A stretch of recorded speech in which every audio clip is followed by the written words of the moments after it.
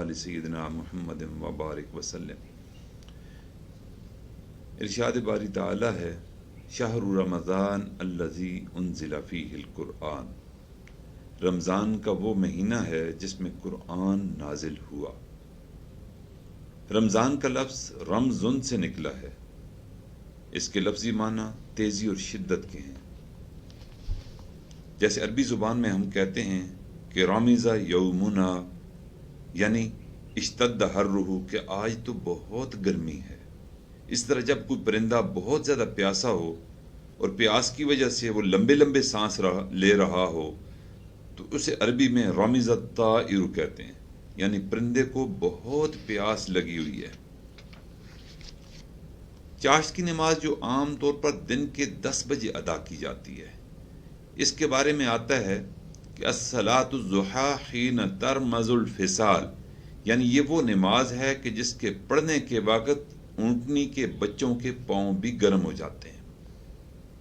मुस्लिम शरीफ की एक रवायत है कि सहाबा किराम रिज़वानुल्लाहि तआला अलैहिम अजमईन फरमाते हैं कि शिकौना इला रसूलिल्लाहि सल्लल्लाहु अलैहि वसल्लम, कि हमने शिकायत की नबी अलैहिस्सलातु वस्सलाम से कि अस्सलातु फ़ी रमज़ाई, कि नमाज के वक्त में बड़ी गर्मी है। गोया ज़ोहर की नमाज के बारे में वो आपसे शिकायत लगा रहे थे कि ए अल्लाह के नबी सल्लल्लाहु अलैहि वसल्लम, ज़ोहर के वक्त में तो बड़ी गर्मी है। ये वो महीना है कि गुनाहों की तपश को ठंडा करने के लिए आता है। हमने अपनी जानों पर जुल्म किया, उस जुल्म की वजह से हम जहन्नम की आग को भड़का चुके। अल्लाह ने हम पर शफकत फरमाई, रमज़ान का महीना लाया हमारी ज़िंदगी में, ताकि अपने गुनाहों के सबब जो हम जहन्नम की आग को दहका चुके हैं, भड़का चुके हैं, ये रमज़ान का महीना उस भड़कती आग पर पानी के तौर पर काम करेगा और उस आग को ठंडा कर देगा। अल्लाह करे कि हमारा रमज़ान ऐसा ही गुजरे आमाल के साथ, ताकि जो हमने अपनी जानों पर जुल्म किया, अपने नफ्सों पर जुल्म किया, उसकी बदौलत जो हमें जहन्नम में जलना है, अल्लाह ताला इस रमज़ान की बरकत से उस जहन्नम की आग को ठंडा फरमा दे। रोज़ा को अरबी ज़ुबान में सौम कहते हैं और इसका लुग़वी माना है रुक जाना, ठहर जाना। कुरान पाक में भी इसका इजहार हुआ, ये लफ्ज़ इस्तेमाल हुआ कि जब हज़रत मरियम ने बोलना बंद कर दिया तो उनकी कौम ने बीबी मरियम अलैहिस्सलाम से कहा कि आप कुछ बोलें, तो उन्होंने इशारे से कहा कि इन्नी नज़रतु लिर्रहमानि सौमा, कि मैंने अपने रहमान के लिए रोज़ा मान लिया है। वो खाने पीने से रुकने का रोज़ा नहीं था, बल्कि इसका मतलब ये था कि बोलने से वो रुकी हुई हैं, बोलने से वो रुक गई हैं, जुबान का रोज़ा उन्होंने रखा है। इसी तरह अगर कोई घोड़ा चलते चलते रुक जाए, थकावट की वजह से, भूख की वजह से वो अगर रुक जाता है तो अरबी में उस घोड़े को साइम कहते हैं। और अगली बात, अरब लोग घोड़ों को मैदान जिहाद के लिए तैयार किया करते थे। उसमें तो वक्त की पाबंदी कोई नहीं होती, खाना वक्त पर नहीं मिलता, तो गर्मी के दिनों में अपने घोड़ों को जिहाद की मशक कराने के लिए अरबी लोग उनको भूखा रखा करते थे, प्यासा रखा करते थे।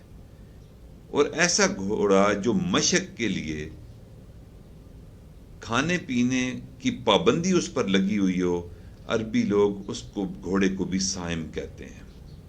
और शरई तौर पर तुलूए सुबह सादिक से लेकर गुरूब आफ्ताब तक खाने से बंदा अपने आप को रोक ले, पीने से बंदा अपने आप को रोक ले, जमाक से अपने बंदे अपने आप को रोक ले, इस रुक जाने को रोज़ा कहते हैं। हाफिज इब्न हजर रहमतुल्लाह ने इसकी बड़ी प्यारी तारीफ की है। वो फरमाते हैं वफ़ी शर्इ इमसाकुम मखसूसन फ़ी ज़मनिन मखसूसिन अन शैइन मखसूसिन बिशराइतिन मखसूसतिन, मखसूस वक्त में मखसूस शराइत के साथ مخصوص چیزوں سے رک جانے کو روزہ کہتے ہیں۔ اب جب روزہ ہے، جس طرح ہر ایک عبادت کی نیت ہوتی ہے تو روزے کی بھی ایک نیت ہے۔ جو بندے روزہ کی نیت نہیں کرتے ان کو روزے کا ثواب نہیں ملتا، لیکن رمضان کے ساتھ ہی ایک مرتبہ جب بندہ نیت کر لے کہ میں پورے رمضان کے روزے رکھنے کی نیت کرتا ہوں تو اس کو روز نیت کرنے کی ضرورت نہیں، بلکہ اس کا سحری کے وقت سحری کھا لینا ہی اس کی نیت شمار ہوگی۔ اور علماء نے تو اس میں ایک اور نقطہ بھی بتایا کہ جس وقت بندہ افطاری کرے تو افطاری کے ساتھ ہی یہ نیت کر لے کہ میں کل کا روزہ رکھتا ہوں، تو اس کی اگلے دن کے روزے کی نیت ہو گئی۔ اب اس کا مطلب یہ ہرگز نہیں کہ افطاری کے بعد وہ سحری تک کوئی کھا پی نہیں سکتا، بلکہ کھانا پینا اس کا بند نہیں ہوگا، سحری تک کھا سکے گا، لیکن اگلے دن کے روزے کی نیت ہو جائے گی۔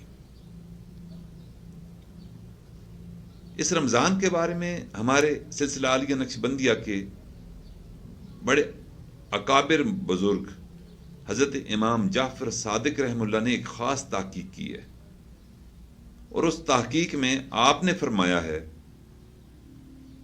کہ ہر رمضان کا جو 5واں دن ہوگا، اس 5ویں دن میں جو دن آئے گا اگلے رمضان کا وہ پہلا دن ہوگا۔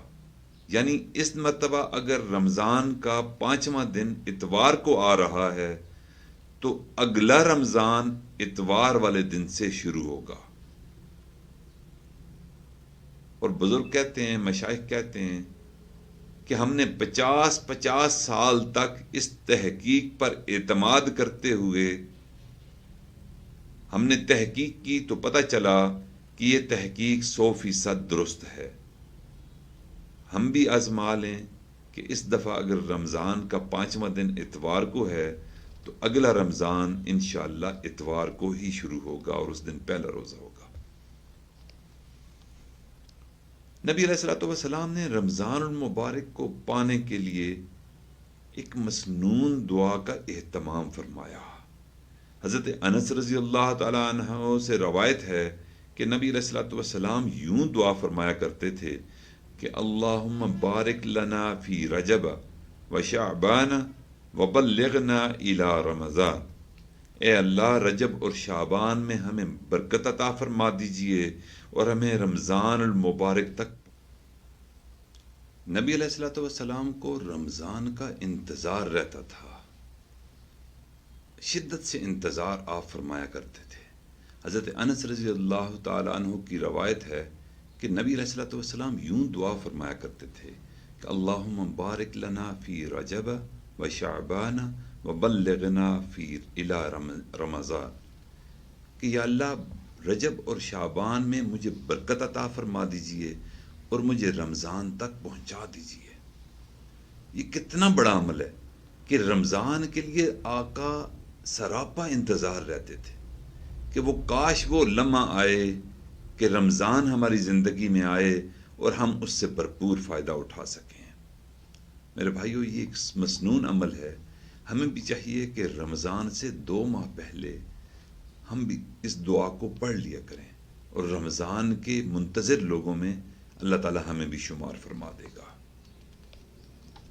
رمضان المبارک کے لیے ہمارے بڑے اکابر کتنا اہتمام فرماتے تھے۔ ایک مشہور تابعی گزرے ہیں ابو الفضل رحمہ اللہ، انہوں نے اپنی بے تابی کا اور رمضان کے انتظار کا واقعہ نقل کیا ہے۔ وہ فرماتے ہیں کہ کانوا یدعون اللہ 6 اشہر ان یبلغہم رمضان، کہ ہم 6 مہینے اللہ رب العزت سے دعا مانگتے رہتے تھے کہ وہ ہمیں رمضان تک پہنچا دے۔ ثم یدعونہ 6 اشہر ان یتقبلہ منہم، اور پھر اللہ سے 6 ماہ تک دعا کیا کرتے تھے کہ یا اللہ ہمارے گزشتہ رمضان کو آپ قبول فرما لیجئے۔ یوں وہ رمضان کا اہتمام فرمایا کرتے تھے۔ ہماری زندگی میں میرے بھائیوں پہلے تو ویسی عبادت کم ہے اور ہم صرف روزہ ہی رکھتے ہیں. بعض لوگ تو تراویح بھی خال خال پڑھتے ہیں. مسجدوں میں تعداد کم ہے اور پھر ہمیں انتظار بھی رمضان کا نہیں ہوتا، بلکہ ہم تو یوں محسوس ہوتا ہے کہ جیسے رمضان کی آمد پر جیسے کوئی ایک آفت بعض لوگوں پر آ جائے وہ یوں شو کرتے ہیں. اور جب عید آتی ہے تو عید کے بعد رمضان کے جانے کا غم کوئی نہیں ہوتا. تو اس لیے ہمارے بڑے تو یوں کرتے تھے کہ کانوا یدعون اللہ ستۃ اشہر ان یبلغہم رمضان ثم یدعونہ ستۃ اشہر ان یتقبلہ منہم، کہ 6 ماہ تک انتظار کرتے تھے اور 6 ماہ تک پھر اس کی قبولیت کی دعا کیا کرتے تھے. سچ فرمایا. حضرت حدیث پاک میں بھی ہے کہ رمضان پورے سال کا قلب ہے. جس کا رمضان درست رہا اس کا پورا سال درست رہا، اور جس کا رمضان خراب ہو گیا اس کا پورا سال خراب ہو گیا. امام ربانی مجدد الفسانی رحمہ اللہ کے اپنی مکتوبات میں لکھتے ہیں کہ رمضان مبارک میں اللہ تعالیٰ کی طرف سے رحمتوں کی اور برکات کا اتنا نزول ہوتا ہے کہ بقیہ پورے سال کی برکتوں کو رمضان المبارک کی ایک لمحے کی برکت کے ساتھ بھی وہ نسبت نہیں جو قطرے کو سمندر کے ساتھ ہوتی ہے. یوں قیمتی لمحات ہوتے ہیں. لیکن اس رمضان میں ہم دیکھتے ہیں کہ وہی پرانا معمول، دوستوں کے ساتھ گپ شپ ہو رہی ہے اور رمضان میں عبادت کی کثرت نہیں ہو رہی، تلاوت کی کثرت نہیں ہو رہی، ذکر اذکار کی کثرت نہیں ہو رہی، درود شریف استغفار نہیں پڑھا جا رہا. جس طرح غیر رمضان اسی طرح ہی رمضان ہمارا گزرتا چلا جا رہا ہے. ہمیں کوشش کرنی چاہیے کہ ہم اس رمضان کو اپنے لیے نافع بنا لیں. اور اس رمضان میں اللہ تعالیٰ مومن بندے کی دعاؤں کو قبول فرماتے ہیں، اور اس کی طرف اشارہ بھی ہے. حضرت ابو سعید خدری رضی اللہ تعالیٰ عنہ کی روایت ہے کہ آقا صلی اللہ علیہ وسلم نے ارشاد فرمایا ان للہ تبارک و تعالی وتقاء فی کل یوم و لیلۃ، کہ اللہ رب العزت رمضان المبارک کے ہر دن اور رات میں جہنم سے جہنمیوں کو آزاد کرتے ہیں. پھر فرمایا ان لکل مسلم فی کل یوم و لیلۃ دعوۃ مستجابۃ، اور اس رمضان المبارک کے ہر دن اور رات میں اللہ رب العزت ہر مومن کی کوئی نہ کوئی دعا کو قبول فرماتے ہیں. میرے بھائیو کتنے قیمتی لمحات ہیں، کتنی قیمتی ماہ ہے، اور ہم اس کو غفلت کی نظر کر رہے ہیں، دعاؤں کا اہتمام نہیں کر رہے. بلکہ جب افطاری کا وقت ہوتا ہے اس وقت بھی ہم دعاؤں کا اہتمام نہیں کرتے. اب ہمارے اوپر ہے، ہم پر منحصر ہے کہ ہم کتنی دعائیں کرتے ہیں.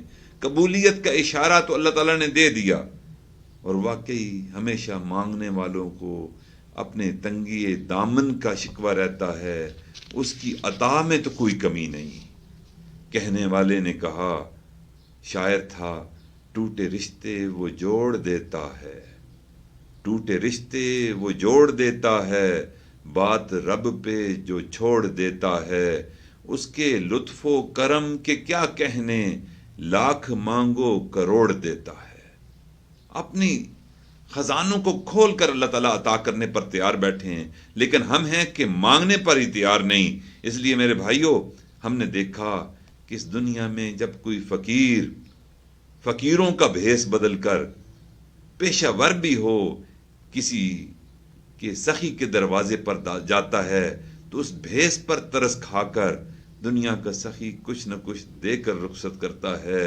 میرے بھائیو اس رمضان میں ہم نیکوں کا بھیس بدل لیں، نیکوں کی طرح کچھ نیکیاں کرنے کی کوشش کریں. اللہ رب العزت سے پکی ہمیں امید ہے کہ اللہ تعالی ہمارے اس نیکوں کے بھیس کو بھی قبول کر کے ہماری مانگی ہوئی دعاؤں کو قبول فرمائیں گے. یہ رمضان المبارک عبادت کا مہینہ ہے. اس میں ہمیں ہر عمل جو نیک ہے، ہر عبادت اس کو کثرت سے کرنا ہے. ابن ماجہ کی روایت ہے کہ نبی علیہ الصلوۃ والسلام نے ارشاد فرمایا ان ھذا الشہر قد حضرکم وفیہ لیلۃ خیر من الف شہر. فرمایا کہ مہینہ تمہارے پاس یہ رمضان کا آ چکا ہے، اس مہینے میں ایک رات ایسی ہے جو 1000 مہینوں سے بہتر ہے۔ من حرمہا، اس رات سے جو محروم ہو گیا، فقد حرم الخیر، گویا وہ خیر سے محروم ہو گیا۔ ولا یحرم خیرہا الا محروم، اور بندہ وہی محروم ہوتا ہے جو حقیقت میں محروم ہوتا ہے۔ اس لیے اس میں کثرت سے عبادت ہم کریں گے، اپنی محرومی کا اظہار اللہ سے کریں گے کہ یا اللہ 11 ماہ ہم محروم رہے، اس 12ویں ماہ میں، اس برکتوں والے مہینے میں، اس عبادت والے مہینے میں ہم محروم رہنا نہیں چاہتے، آپ مہربانی فرما دیجئے، ہماری عبادتوں کو قبول فرما لیجئے۔ ایک مرتبہ نبی علیہ الصلوۃ والسلام صحابہ کے درمیان موجود تھے تو آپ نے ارشاد فرمایا، اتاکم رمضان شہر برکت،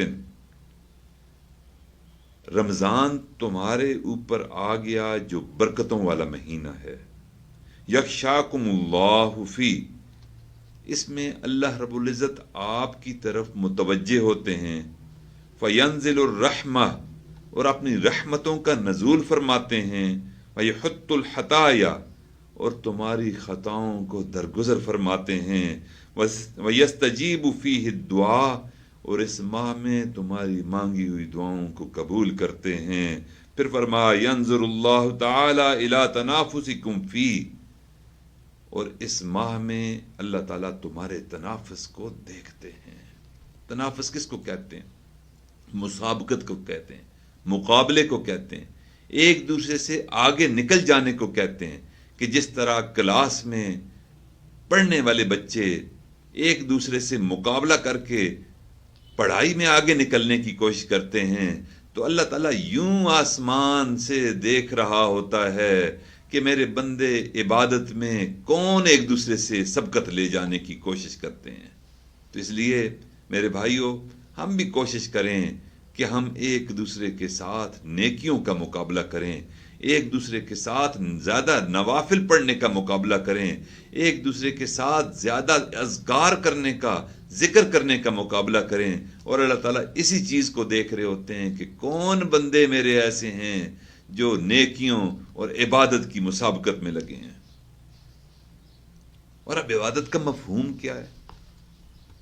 بظاہر مفہوم تو ہمیں یہ نظر آتا ہے کہ نمازیں نفلیں پڑھنی، ذکر اذکار کرنا، دن کو عبادت میں مصروف رہنا، رات کو تہجد پڑھنی، لیکن نبی علیہ الصلوۃ والسلام نے فرمایا کہ عبادت کا مفہوم کیا ہے، اس کی وضاحت فرمائی۔ ایک صحابی نبی علیہ الصلوۃ والسلام کے پاس حاضر ہوئے، عرض کی کہ یا رسول اللہ صلی اللہ علیہ وسلم، میرا دل چاہتا ہے کہ میں عبادت گزار بن جاؤں۔ نبی علیہ السلام نے فرمایا کہ اگر تم عبادت گزار بننا چاہتے ہو تو جسم سے گناہ کرنا چھوڑ دو، انسانوں میں سب سے زیادہ عبادت گزار بن جاؤ۔ میرے بھائیوں، ہم لمبی لمبی نفلیں پڑھتے ہیں، تسبیح پھیرتے رہتے ہیں، لیکن جسم کے گناہوں سے نہیں بچتے۔ بظاہر ہم روزے کی حالت میں ہوتے ہیں لیکن بدنظری بھی کر رہے ہوتے ہیں، بظاہر ہم روزے کی حالت میں ہوتے ہیں، فوش گوئی بھی کر رہے ہوتے ہیں، بظاہر ہمارا روزہ ہوتا ہے لیکن کان ہمارے گانا سننے میں مصروف ہوتے ہیں، بظاہر ہمارا روزہ ہوتا ہے لیکن ہم بے حیائی والے کام کر رہے ہوتے ہیں۔ میرے بھائیوں، ایسی عبادت جس میں گناہ کی طرف جسم راغب ہو اور بظاہر بندہ عبادت کر رہا ہو، روزے رکھ رہا ہو، ایسا روزہ بھوک اور پیاس کے علاوہ بندے کو کچھ نہیں دے گا۔ اس لیے میرے بھائیوں، ہم یہ عہد کر لیں کہ ہم انشاءاللہ ظاہر کی عبادت بھی کریں گے اور جسم کی عبادت بھی کریں گے۔ اب جب بندہ روزہ رکھتا ہے، رمضان کو گزارتا ہے، تو ایسے رمضان اہتمام کے ساتھ گزارنے کی وجہ سے اللہ تعالیٰ روزے داروں کا اکرام فرماتے ہیں۔ امام بخاری رحمہ اللہ نے ایک حدیث مبارکہ بیان فرمائی ہے، وہ فرماتے ہیں کہ ان فی الجنت باب، کہ جنت میں ایک دروازہ ہے، یقال لہ ریان، اس کو کہا جاتا ہے ریان، یدخل منہم الصائمون، اور اس دروازے سے صرف اور صرف روزے دار داخل کیے جائیں گے. لا يدخل منہ احد غیرہم، ان کے علاوہ کسی کو بھی اس دروازے سے داخلے کی اجازت نہیں ہوگی. یقال این الصائمون، اللہ اکبر. اللہ رب العزت کے فرشتے وہ منادی کریں گے، وہ پکارتے رہیں گے کہ کہاں ہیں روزے دار. فیقومون، ان کی اس پکار پر روزے دار کھڑے ہو جائیں گے. لا يدخل منہ احد غیرہم، اور اس ریان دروازے سے ان روزے داروں کے علاوہ کوئی داخل نہیں ہوگا. وَإِذَا دَخَلُوا، اور جب وہ داخل ہو جائیں گے اس دروازے سے، اغلق وَلَمْ يَدْخُلْ مِنْهُ أَحَدًا، اس دروازے کو بند کر دیا جائے گا، پھر اس دروازے سے کوئی اور داخل نہیں ہو سکے گا. میرے بھائیو، یہ وہ روزہ ہے جس کا اکرام اللہ تعالیٰ اپنے ان بندوں کا فرما رہے ہیں کہ جنہوں نے اللہ کی رضا کے لیے، اللہ کو راضی کرنے کے لیے اپنے دن کو روزے کی حالت میں گزارا، راتوں کو قیام کیا. اللہ تعالیٰ ان کا اکرام یوں فرمائیں گے کہ جنت میں ان کے لیے ایک دروازہ مخصوص فرما دیں گے. جیسے ہم نے دنیا میں دیکھا کہ ایئرپورٹس پر ایک VIP لاؤنج ہوتا ہے، اس میں سے عام بندے کا داخلہ نہیں ہوتا، بلکہ VVIPs اس دروازے سے، اس لاؤنج سے داخل ہو کر ایئرپورٹ کو استعمال کرتے ہوئے اپنے جہازوں میں داخل ہوتے ہیں. میرے بھائیو، اسی طرح VIP لوگ اللہ کے نزدیک یہ روزہ دار ہوں گے کہ جو دن کو بھوک اور پیاس اور جمع سے رکے رہیں گے اور اللہ کے اور راضی کرنے کی فکر میں یہ بھوک اور پیاس برداشت کریں گے. اللہ تعالیٰ ان کا اکرام جنت میں ایک مخصوص دروازے کے ذریعے جنت میں فرما دیں گے کہ اس دروازے سے اور جنتی نہیں گزریں گے بلکہ یہ روزہ دار گزریں گے. اور پھر بعض کتابوں میں لکھا ہے کہ اللہ تعالیٰ جب اس دروازے کے پاس یہ روزہ دار پہنچیں گے تو فرشتوں کی ڈیوٹی لگائیں گے کہ تم یہاں ان کا اکرام کرتے رہو، ان کا استقبال ان الفاظ کے ساتھ کرتے رہو کہ کلو وشربو، تم کھاؤ تم پیو. دنیا میں تم نے کھانے سے اپنے آپ کو روک لیا تھا، آج خوب جی بھر کر کھاؤ. دنیا میں اللہ کو راضی کرنے کے لیے تم نے پیاس کو برداشت کر لیا تھا، آج پیو. کلو وشربو ہنیم بما اسلفتم فی الایام الخالیہ، یہ بدلہ ہے ان ایام کا کہ جو تم نے اللہ کی عبادت میں گزارے تھے. میرے بھائیو، ہمارا شفیق سے واسطہ پڑا ہے، ہم ظاہر کی عبادت بھی اس دنیا میں رمضان میں کریں اور جسم کی عبادت بھی کریں. اور میرے بھائیو، اور ایک یہ خفیہ معاہدہ بھی ہے، وہ خفیہ معاہدہ اللہ اور بندے کے درمیان ہے. اللہ تعالیٰ کے درمیان اور بندے کے درمیان ایک خفیہ معاہدہ طے ہوتا ہے. اللہ تعالیٰ فرماتے ہیں الصوم لی وانا اجزی بہ، روزہ میرے لیے ہے اور اس کا بدلہ بھی میرے ذمے ہے. میرے بھائیو، ہم نے دنیا میں دیکھا کہ ہم سے کوئی بندہ کچھ ہدیہ مانگے تو ہم اس کو 1 روپیہ دیں گے. وہ اگر کسی امیر کبیر بندے کے پاس جائے اور ہدیہ مانگے، ضرورت پیش کرے، سوالی بن جائے تو وہ اس کو ہزاروں دے گا. اور اگر وہ ملک کے صدر کے پاس جا کر اپنی کوئی التجا کرے تو شاید وہ اس کو لاکھوں دے دے. اور اگر سعودی عرب کے بادشاہوں کے پاس جائے تو ہم نے سنا تو وہ تو کروڑوں اربوں دے دیا کرتے ہیں. کہ جب دنیا کے سخی بھی اپنے شان کا، اپنی اوقات کا اور اپنے مال و منال کا لحاظ کرتے ہوئے ہدیہ دیتے ہیں اور سائل کو اپنی اوقات کے مطابق دیتے ہیں، تو میرے بھائیو، اللہ کی شانیں تو سب شانوں سے بلند ہیں. اللہ نے کہہ دیا کہ الصوم لی وانا اجزی بہ، اس کا بدلہ میرے ذمے ہے، میرے لیے ہی روزہ تھا. تو ہمیں کامل یقین ہے کہ اللہ رب العزت روز قیامت اپنے بندے کو اپنی شان کے مطابق عطا فرمائیں گے.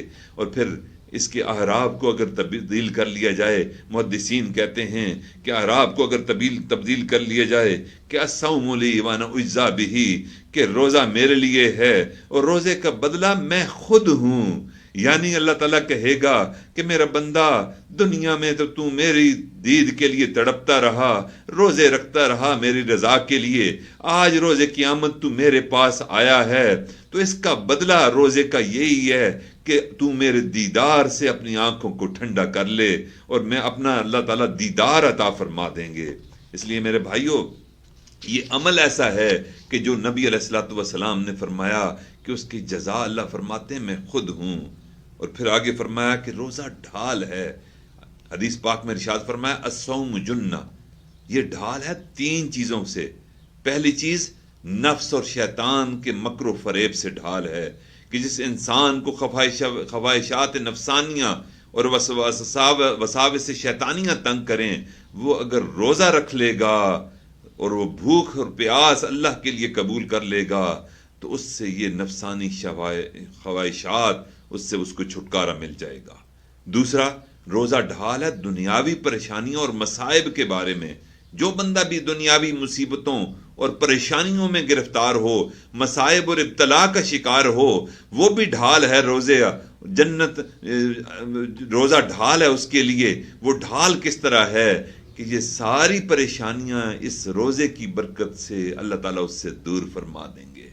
اور ایک تیسری ڈھال وہ کس طرح ہے کہ قیامت کا دن ہوگا، دوزخ کے عذاب سے لوگ نڈھال ہوں گے، اور یہ روزہ دار جب اللہ کے دربار میں پیش ہوگا تو اللہ تعالیٰ دوزخ کے عذاب کے سامنے اس روزے کو ڈھال کے طور پر اس بندے کو ایک ضمانت عطا فرما دیں گے، اور اس روزہ اس جہنم کے عذاب سے بھی ڈھال کا کام دے گا. اس لیے میرے بھائیو، یہ اعمال جو ہم رمضان شریف میں کرتے ہیں، حضرت مجدد الفسانی فرماتے ہیں کہ رمضان المبارک انسان کے آنے والے سال کا ایک نمونہ ہوتا ہے. اس لیے جس بندے نے جمعیت کے ساتھ، دل جمی کے ساتھ رمضان المبارک گزارا، اس کا آنے والا پورا سال بھی دل جمی اور جمعیت کے ساتھ گزرے گا. اور جس بندے کا رمضان تفرقے کے ساتھ گزرا، اس کا پورا سال بھی تفرقے کے ساتھ گزرے گا. اگر ہم اس رمضان میں کچھ کوشش کر لیں، تہجد پڑھیں، تو اللہ تعالیٰ غیر رمضان میں بھی ہمیں تہجد کی توفیق عطا فرمائے گا. اگر کثرت تلاوت کریں گے تو غیر رمضان میں بھی کثرت تلاوت کی اللہ توفیق عطا فرمائیں گے.